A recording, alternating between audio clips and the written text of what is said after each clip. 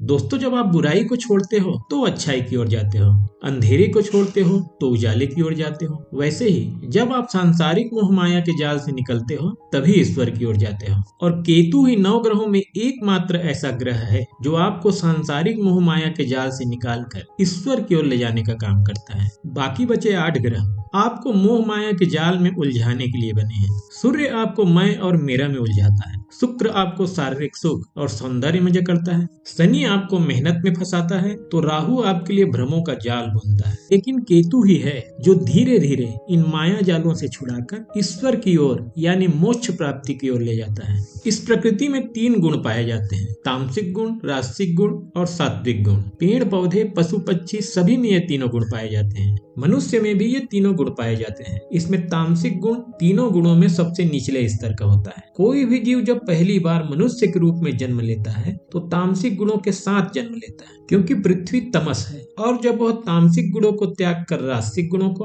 और राजसिक गुणों को त्याग कर सात्विक गुणों को पूरी तरह आत्मसात कर लेता है तो उसे ईश्वर की प्राप्ति होती है। मनुष्य में तमस से लेकर सत्व का सफर केतु ही पूरा करा के उसे जीवन से मुक्ति दिलाने का काम करता है। केतु की कुंडली में प्लेसमेंट 2 चीजें बताती है। पहली कि आप पिछले जीवन में अच्छे मार्ग पर, सत्य के मार्ग पर और ईश्वर की प्राप्ति की ओर कितने उन्मुख और अग्रसर थे। दूसरी कि आप अपने पिछले लाइफ में पैसों और सांसारिक सुखों में कितने लिप्त थे, क्योंकि केतु इस जन्म की नहीं बल्कि अगले और पिछले जीवन की भी बात बताता है। अगर केतु कुंडली के दूसरे भाव, छठे भाव और 10वें भाव, जिसे अर्थ त्रिकोण भी कहा जाता है, उसमें बैठा है तो इसका मतलब है कि आप अपने पिछले लाइफ में साम दाम दंड भेद से सिर्फ पैसे कमाने में लिप्त थे। सिर्फ पैसा पैसा कर रहे थे, काम भी खूब किया और पैसा भी खूब कमाया। वहीं अगर कुंडली में वह तीसरे, 7वें और 11वें भाव में बैठा है, जिसे काम त्रिकोण कहते हैं, तो इसका मतलब है कि आप सिर्फ अपनी शारीरिक सुखों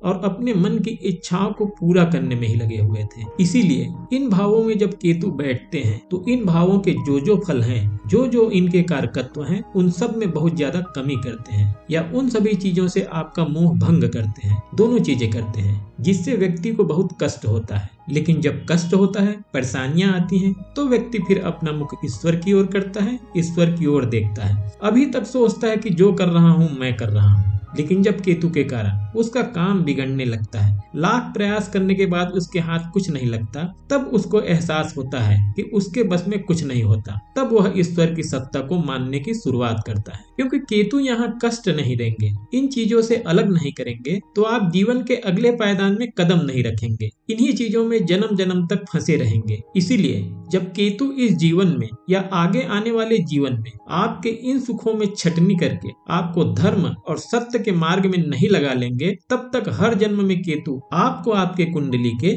इन्हीं भाव में मिलेंगे। और जब आप शारीरिक सुख और मोह माया के जाल से निकल जाएंगे तो अगले जन्म में केतु आपको आपके कुंडली के धर्म त्रिकोण में मिलेंगे। जैसे अगर केतु 7वें भाव में बैठे हैं तो ये या तो आपको आपके जीवन साथी से विवाद कराएंगे, अगर और भी पाप ग्रहों का प्रभाव है तो तलाक या अलग भी करा सकते हैं, या फिर आपका विवाह या शादी से मोह भंग ही करा देंगे, जिससे कि आप इस शारीरिक सुखों के चाह से बाहर निकल सको। ऐसे ही अगर यही केतु पहले, 5वें और 9वें भाव में बैठा है, जो धर्म त्रिकोण कहलाता है, तो इसका मतलब है आप अर्थ और काम त्रिकोण की चीजों से बाहर आ चुके हो। आपके लिए पैसा अब इतने मायने नहीं रखता, बल्कि अपना मान सम्मान, अपना धर्म, सत्य और सत्कर्म अच्छा लगता है। पहले 2 त्रिकोण के लोग पैसे के लिए अपना सब कुछ दांव पर लगा देते हैं, तो धर्म त्रिकोण के लोगों के लिए पैसा नहीं, अपना सम्मान और इज्जत प्यारा होता है। और वे अपने सम्मान और अपनी जबान के लिए अपना पैसा तो क्या, सब कुछ दांव पर लगा देते हैं। प्राण जाए पर वचन न जाए, इनकी फिलॉसफी होती है। वो असत्य, झूठ, चालाकी और पैसे के मोह से बहुत कुछ बाहर निकल चुके होते हैं। और केतु इस जन्म में भी उनको सत्य, ईमानदारी और धर्म के मार्ग पर, मतलब अच्छे मार्ग पर प्रशस्त करके उनको मोक्ष के लिए तैयार करेंगे। उदाहरण के लिए केतु प्रथम भाव में बैठेगा तो व्यक्ति बहुत ज्यादा ईमानदार होगा, गलत कार्यों से दूर रहेगा, 5वें भाव में बैठेंगे जो कि बुद्धि भाव है, तो ज्ञान इस प्रकार का और इतना दे देंगे कि आपको अच्छे बुरे की समझ हो जाएगी। और 9वें भाव में बैठेंगे तो आपका झुकाव धर्म की ओर बढ़ाएंगे, धार्मिक भावना जगाएंगे। और वहीं अगर केतु 4थे भाव, 8वें भाव और 12वें भाव में है, जिसे मोक्ष त्रिकोण कहा जाता है, तो ये और भी अच्छा माना जाता है, क्योंकि यहाँ बैठने का मतलब है कि आप अपने लाइफ को रिफाइन कर चुके हैं और इस जन्म में भी इसे और रिफाइन करके मोक्ष प्राप्ति की ओर अग्रसर होने वाले हो। इसीलिए इन भावों में बैठे केतु को आध्यात्म की दृष्टि से अच्छा कहा जाता है। कहने का मतलब है दोस्तों, केतु किसी भी कुंडली में 2 काम करता है, या कहिए कि केतु का 2 मुख्य कारकत्व होता है। पहला है डिटेचमेंट, यानी कि अलगाव, त्याग और मोहभंग। और डिटेचमेंट किससे? तो डिटेचमेंट पैसों से, रिश्तों से और मोह माया से। और दूसरा है अटैचमेंट। अटैचमेंट यानी कि लगाव और झुकाव। और अटैचमेंट किससे? तो अटैचमेंट सत्य से, अध्यात्म से और ईश्वर से। केतु ज्ञान का भी कारक है और ये इस डिटैचमेंट और अटैचमेंट से व्यक्ति के ज्ञान में बहुत वृद्धि करता है। डिटैचमेंट से उसे दीन दुनिया से अवगत कराता है, वास्तविक और व्यवहारिक चीजों में अंतर करना सिखाता है। जैसे जब केतु आपके धन में कमी करता है या मुसीबत को बढ़ाता है, तब आपको समझ में आता है कि कौन अपना है कौन पराया। और केतु अटैचमेंट से सच्ची सत्ता यानी ईश्वर का भी ज्ञान कराता है। तो दोस्तों, केतु के ये 2 ही गुण होते हैं और ये 2 गुण कुंडली में वो जिस भाव में बैठा है वहाँ किसी न किसी रूप में सामने आता है। और क्योंकि कुंडली के सभी 12 भावों से अलग अलग फल देखा जाता है, तो ये दोनों गुण अलग अलग रूप में सामने आता है। तो चलिए जानते हैं कि केतु कुंडली के अलग अलग भावों में किस प्रकार के फल देते हैं। एक बात और, केतु धड़ का हिस्सा है, इसमें देखने और सोचने समझने की शक्ति नहीं होती। तो ये फल चाहे जिस राशि में भी बैठे और चाहे जिस ग्रह के साथ भी बैठे, इसको ये फर्क नहीं पड़ता कि ये किसके साथ और किस राशि में बैठा है। ये जिस भाव में भी बैठा है उस भाव का अपने अनुसार ही फल देता है। और उस भाव में उसके साथ कोई भी ग्रह बैठे तो उस भाव के अनुसार ही ग्रहों के फलों में छटनी कर देता है। इसीलिए केतु के फल के लिए सबसे महत्वपूर्ण है भाव, कि वो किस भाव में बैठा है। तो चलिए दोस्तों, इस वीडियो में ये जानते हैं कि केतु कुंडली के अलग अलग भाव में किस प्रकार का फल देता है। सबसे पहले जानते हैं, जब ये प्रथम भाव में बैठेगा तो क्या होगा। प्रथम भाव दोस्तों शरीर का भाव है, व्यक्ति के व्यक्तित्व और पर्सनालिटी का भाव है। और प्रथम भाव धर्म भाव भी है, तो ये इसके लिए अटैचमेंट का भाव है। केतु यहाँ सबसे पहले व्यक्ति को बहुत सच्चा और ईमानदार बनाने का काम करता है, नियम से चलने वाला बनाता है। केतु कंफ्यूजन भी है, क्योंकि केतु के पास आंखें नहीं होती। तो जिनके पास आंखें नहीं होती उनको देखा होगा आपने कि वो दुविधा में रहते हैं कि इधर जाऊं या उधर जाऊं। ठीक वैसे ही केतु जब प्रथम भाव में बैठता है तो व्यक्ति बड़ी दुविधा में रहता है, डिसीजन लेने में दिक्कत होती है। कोई भी काम करने से पहले वो इसी उलझन में रहता है कि इसे करूं या ना करूं। चलते हैं दूसरे भाव में। दूसरा भाव धन का भाव है, जमीन जायदाद और संपत्ति का भाव है। तो दूसरा भाव आपकी वाणी का है, आपके बोलने की कला का है। दूसरा भाव आपका कुटुंब या परिवार है। तो दूसरा भाव अर्थ त्रिकोण का भी भाव है। यहाँ केतु का काम डिटैचमेंट का है। तो केतु डिटेच किससे करवाएगा? केतु आपको आपके पैसे से डिटेच कराएगा। आपको बहुत ज्यादा पैसे कमाने का शौक नहीं होगा। जमीन जायदाद और संपत्ति में भी इंटरेस्ट कम कराएगा। आपको ये फर्क नहीं पड़ेगा कि पैसे कितने आ रहे हैं। अगर आपके लाइफ में कंफर्ट है, ठीक ठाक है, तो आप भागेंगे नहीं पैसे के पीछे। यहाँ पर बैठा केतु बहुत ज्यादा धनवान भी बनाता है, लेकिन किसको? जिसको पैसे से मोह नहीं होता, जो चैरिटी करता है, लोगों की मदद करता है, उनको। वही जो पैसे बनाने की कोशिश करता है उसको बिल्कुल कंगाल और सब कुछ बिकवा भी सकता है यहाँ का केतु। ये भाव वाणी का भी है। तो केतु यहाँ पर आपको कम बोलने वाला बनाता है। जितना बोलते हैं सटीक बोलते हैं, कम शब्दों में ही काम चला लेते हैं। और ये भाव आपके परिवार का भी है। तो यहाँ का केतु आपको अपने परिवार के रोजमर्रा के कामों में कम दखल देने वाला बनाता है। परिवार में अगर किसी मुद्दे पर बहस हो रही है, सलाह मशविरा हो रहा है, तो उससे आप दूर रहते हो, राय देने से बचते हो। अब आ जाइए तीसरे भाव में। तीसरा भाव आपके पराक्रम का है, मेहनत का है। किसी काम का शुरुआत है, तो तीसरा भाव छोटे भाई बहन का है और छोटी छोटी यात्राओं का भी है। ये भी डिटैचमेंट का भाव है। तो ऐसे में केतु यहाँ बैठकर क्या डिटैच कराएगा? ये केतु यहाँ बैठकर व्यक्ति को बहुत ज्यादा आलसी बनाता है। मेहनत करने में आपकी रुचि नहीं होती। आप जिस काम को जितना करते हो उसको ही पूरा और परफेक्ट समझते हो, चाहे वो दूसरे की नजर में पूरा हो या ना हो। आप दूसरे के नजरिए को नजरअंदाज करने वाले बन जाते हो। अब आप यहाँ सोच रहे होंगे कि तीसरे भाव में पाप ग्रह का होना तो मेहनती बनाता है, लेकिन दोस्तों केतु ऐसा नहीं करता यहाँ, और इसका कारण भी है क्योंकि ये काम त्रिकोण का भाव है। आप जितना ज्यादा मेहनती होंगे, हार्ड वर्कर होंगे, उतना ज्यादा चीजों को पाने का प्रयास करेंगे, अपनी इच्छाओं को पूरा करने का प्रयास करेंगे। और इस भाव में केतु ये नहीं चाहता कि आप किसी चीज को पाने के पीछे भागे। तो अब आ जाइए चौथे भाव में। चौथा भाव वो भाव है जिसमें हर इंसान को तो इंटरेस्ट होता ही है, केतु को भी होता है। चौथा भाव आपके जीवन में आने वाले सुख को दर्शाता है, हैप्पीनेस को बताता है। चौथा भाव घर, गाड़ी, बंगले का है और इन सभी चीजों से मिलने वाले सुख और संतुष्टि को भी बताता है। और ये आपकी माता और माता के स्वास्थ्य का भी भाव है। दोस्तों चौथा भाव घर, गाड़ी, परिवार, शारीरिक सुख और संतुष्टि का भाव है, यानी मोह माया का सबसे बड़ा भाव है। और चौथा भाव मोक्ष त्रिकोण का भी भाव है। चौथा भाव केतु के डिटैचमेंट के साथ साथ अटैचमेंट का भी भाव है। लेकिन अटैचमेंट किससे?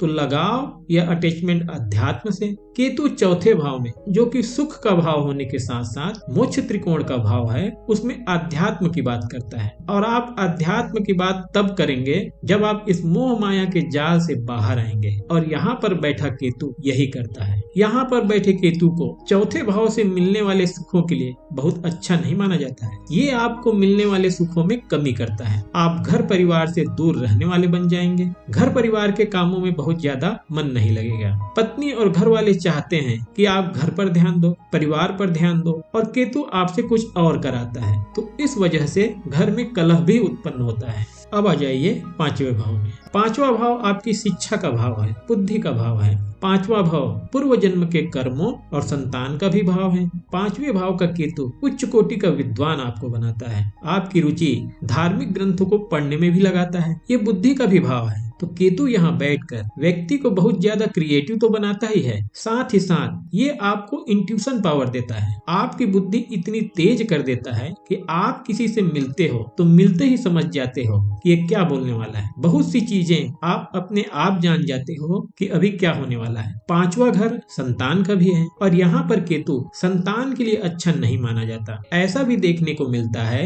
कि कई पेरेंट्स को संतान का सुख ही नहीं मिलता, या तो संतान होती ही नहीं है, और संतान हो भी जाती है तो बड़े होकर इनके आपसे दूर चले जाने की भी संभावना ज्यादा होती है। कई बार तो ऐसा भी देखने को मिलता है कि कई पेरेंट्स को संतान लेने में ही रुचि नहीं होती। अब आ जाइए छठे भाव में। छठा भाव दोस्तों रोग का है, रिपु का है, ऋण का है। तो दोस्तों यहाँ पर बैठा केतु क्योंकि रहस्यमयी प्लेनेट है तो ये रोग भी ऐसा देता है जो समझ से परे होता है। आप चेकअप के लिए जाएंगे तो सब कुछ नॉर्मल निकलेगा, लेकिन आपको कुछ न कुछ फील होता रहेगा कि कुछ तो गड़बड़ है, लेकिन आपके हाथ कुछ नहीं लगता। इसी प्रकार ये शत्रु भी ऐसा ही देता है। आपको पता ही नहीं लगता कि कौन मित्र है और कौन शत्रु। आप जिसको दोस्त समझते हैं वही बाद में पता चलता है कि वही आपके पीठ में खंजर चला रहा है। यहाँ का केतु ऋण के लिए अच्छा माना जाता है। ये आपके ऊपर कर्जे का बोझ नहीं रहने देता, चाहे कुछ भी हो। ऐसी परिस्थिति बना देता है कि आप अपने कर्जे उतार ही देंगे। तो आइए अब उस भाव की बात करते हैं जिसमें लगभग सभी का इंटरेस्ट होता है, सातवां भाव,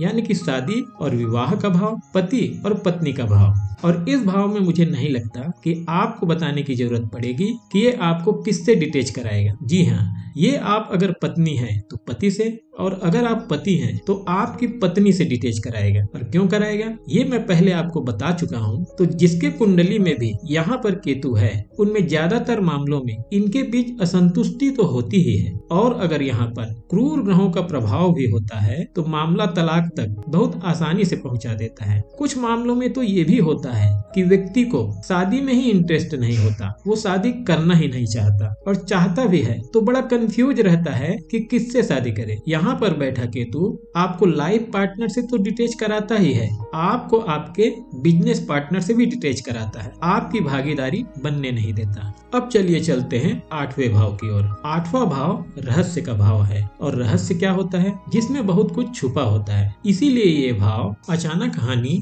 और अचानक लाभ का भाव है। वो लाभ और हानि जो आपको नजर नहीं आता। ये भाव गुप्त ज्ञान, रिसर्च, एस्ट्रोलॉजी, अकल्ट साइंस, तंत्र मंत्र और अध्यात्म का भी है। और ये भाव मोक्ष त्रिकोण का भी भाव है। तो ये भाव केतु के पसंदीदा भावों में से एक है। इसीलिए केतु जब यहाँ बैठ जाता है तो वो व्यक्ति में आध्यात्मिक गुणों को बढ़ाता है। एस्ट्रोलॉजी सीखने के लिए ये भाव बहुत अच्छा माना जाता है। यहाँ पर जिसके भी कुंडली में केतु है वो किसी भी चीज को गहराई से जानने की कोशिश करने वाला होता है। किसी भी चीज को जानने के लिए, सीखने के लिए रिसर्च करता है, गहराई से एक एक परत खोल खोल कर सीखता है। जब तक उसको उसमें संतुष्टि नहीं मिलती तब तक उसमें लगे रहता है। एस्ट्रोलॉजी में इंटरेस्ट लेने वाला हो सकता है या एस्ट्रोलॉजी का बहुत बड़ा ज्ञाता होता है। अब आ जाइए नवम भाव में। ये भाव भाग्य का भाव है। ये भाव आपके पिता का भी है। ये भाव उच्च शिक्षा और गुरु का भी है। तो नवा भाव धर्म भाव भी है। यहाँ पर बैठा केतु व्यक्ति को हाईली एजुकेटेड, उच्च कोटि का विद्वान और ज्ञानी के साथ साथ बहुत ज्यादा धार्मिक भी बना देता है। ये अपने नियमों को, परंपराओं को न सिर्फ मानने वाले बन जाते हैं बल्कि उसको आगे बढ़ाने वाले भी होते हैं। यहाँ पर बैठा केतु धार्मिक कार्यों के लिए, उच्च शिक्षा के लिए देश विदेश की यात्रा भी खूब कराता है। अब आ जाइए देखते हैं कि केतु अगर आपके 10वें घर में बैठ जाए तो क्या रिजल्ट देगा। केतु 10वें घर में भी डिटैचमेंट करवाता है। 10वां भाव आपके कैरियर का है, आपके प्रोफेशन का है। तो अब आप ही बताइए कि ये आपको किससे डिटेच कराएगा। यहाँ पर बैठा केतु कैरियर के लिए अच्छा नहीं माना जाता। यहाँ का केतु आपको बहुत ज्यादा काम करने वाला नहीं बनाएगा। आपका काम में इंटरेस्ट पैदा नहीं होने देगा। यहाँ पर बैठा केतु कई चीजों में इंटरेस्ट पैदा कर देता है। तो आप कभी कुछ तो कभी कुछ करते हुए मिलेंगे। अब आइए चलते हैं 11वें भाव की ओर। 11वां भाव होता है आपके यार दोस्त और रिश्तेदारों का। तो 11वां भाव होता है आपके इनकम या आपके अचीवमेंट का। तो जैसे 7वें भाव का केतु जीवन साथी से डिटेच कराता है तो 11वें भाव का केतु आपका दोस्त यारों से और रिश्तेदारों से मोह भंग कराता है। ऐसे लोगों की कुंडली में ज्यादातर ये देखा जाता है कि ये या तो अकेले रहना खुद ही पसंद करते हैं या परिस्थितियां ऐसी बन जाती है कि ये खुद ही अकेले पड़ जाते हैं। ये भाव इनकम का भी है। तो आपके पैसे की ज्यादा चाह नहीं होती और न ही कुछ ज्यादा अचीव करने की ख्वाहिश होती है। आपने ऐसे लोगों को देखा होगा जो जितना मिल जाए उसी में खुश रहते हैं। कुछ मिल जाए तो भी खुश और अगर कुछ ना मिले तो भी खुश। अब आइए 12वें भाव की ओर चलते हैं। 12वां भाव मोक्ष का है। जिसके भी कुंडली में यहाँ केतु है वो मन का साफ, ईमानदार और आध्यात्मिक होता है। अगर इस भाव में बहुत ज्यादा क्रूर ग्रहों का प्रभाव ना हो तो व्यक्ति शुरुआत से ही नहीं तो आगे चलकर ईश्वर भक्ति में लीन हो जाता है। यहाँ के केतु पति पत्नी के रिश्तों में तनाव उत्पन्न करता है, शारीरिक सुखों में कमी करता है। यहाँ पर केतु का सिर्फ एक ही उद्देश्य होता है कि आप मोह माया के जाल से निकलकर सिर्फ और सिर्फ ईश्वर प्राप्ति में लीन हो जाओ। तो दोस्तों ये था केतु का 12 भावों में फल, जो सामान्यतः जब वो इन भावों में बैठता है तो देता है। लेकिन आपके अपने जन्म कुंडली के अनुसार, कुंडली में स्थित ग्रहों की स्थिति के अनुसार ये कैसा फल देगा, यानी कि कुंडली में केतु के फल को कैसे निकाला जाता है, इसके लिए अलग से वीडियो आ रहा है। तो अभी के लिए बस इतना ही। ये वीडियो कैसा लगा मुझे कमेंट बॉक्स में कमेंट करके जरूर बताइएगा। और अगर ये वीडियो अच्छा लगा तो इसे लाइक और शेयर करके इस चैनल को सब्सक्राइब करना ना भूलिएगा। ये वीडियो देखने के लिए बहुत बहुत धन्यवाद।